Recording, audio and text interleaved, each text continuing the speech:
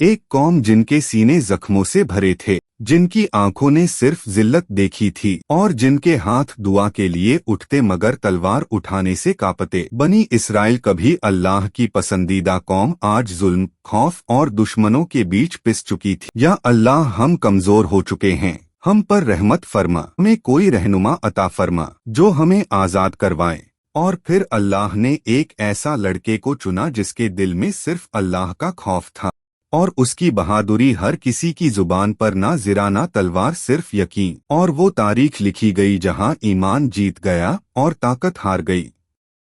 यह सिर्फ एक जंग नहीं, यह अल्लाह के फैसले का वाक़या है, जहां एक छोटे से लड़के ने मैदान जंग की तकदीर बदल दी। यह उस वक्त की बात है जब बनी इसराइल शाम और फिलिस्तीन के इलाकों में आबाद थे। कभी यह जमीन अंबिया के कदम चूमती थी, मगर अब इसी जमीन पर जुल्म का राज था। जालिम लोग कहते उनके खुदा ने उन्हें नेमतें दे और यह गुमराह हो गए। अब यह सब हमारे गुलाम हैं। दुश्मन कबीले उनके शहरों पर हमले करते, उनके घर जला देते, उनके बेटों को कत्ल और औरतों को कैद कर लेते। कुरान कहता है उन्हें उनके घरों से निकाल दिया गया और उनके बेटों को कत्ल किया गया। हर शहर अपनी मर्जी से लड़ रहा था और हर जंग शिकस्त पर खत्म होती।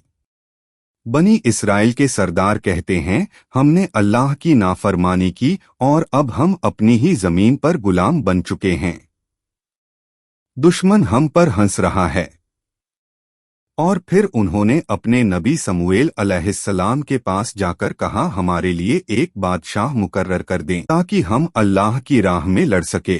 यह बात कहना आसान थी, मगर अल्लाह ने उनके इरादों को परखना था। फिर अल्लाह का हुक्म आया, अल्लाह ने तुम पर तालूत को बादशाह मुकर्रर कर दिया है। तालूत ना कोई अमीर शहजादा ना कोई मशहूर सरदार। तफसीर इब्ने कसीर के मुताबिक तालूत बनी इसराइल के एक गरीब घराने से थे, मगर अल्लाह ने उन्हें जिस्म की कुत और अकल की गहराई अता की थी। कौम ने गुस्से में कहा तालूत कैसे बादशाह बन सकता है, ना उसके पास माल है ना खानदानी सल्तनत। यही अल्लाह ने एक और कानून वास कर दिया, अल्लाह बादशाह ही जिसे चाहे देता है और अल्लाह वसीउल इल्म है। तालूत को इसलिए चुना गया क्योंकि वह जुल्म के खिलाफ खड़े होने का हौसला रखता था।